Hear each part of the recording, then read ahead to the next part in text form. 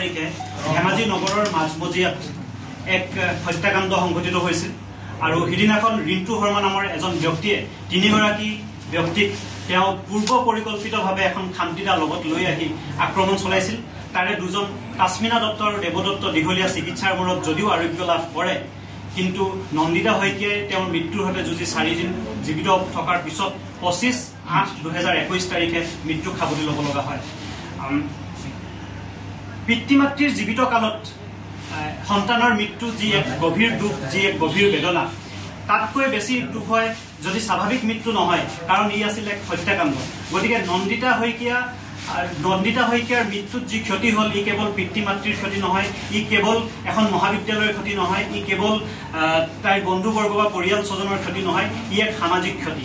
এক প্ৰচুৰ সম্ভাৱনাময় প্ৰতিভাক আচলতে হত্যা কৰা হ'ল। আৰু আমি প্ৰথমৰ পৰাই আমাৰ দাবী আছিল যে অপৰাধ যিমান গম্ভীৰ হয় তাৰ শাস্তিও সিমানে গম্ভীৰ হ'ব লাগে। সেই উদ্দেশ্যৰে আজি 4টা বছৰে মই আইনী যুঁজত নন্দিতা শইকীয়াৰ পৰিয়ালৰ হৈ থিয় দি আছিলোঁ। আজি মাননীয় আদালতে নন্দিতা শইকীয়াৰ গোচৰত ৰিণ্টু শৰ্মাক চূড়ান্ত ৰায়দান কৰি ভাৰতীয় দণ্ডবিধি আইনৰ 302 মৃত্যুদণ্ডৰে দণ্ডিত কৰিছে।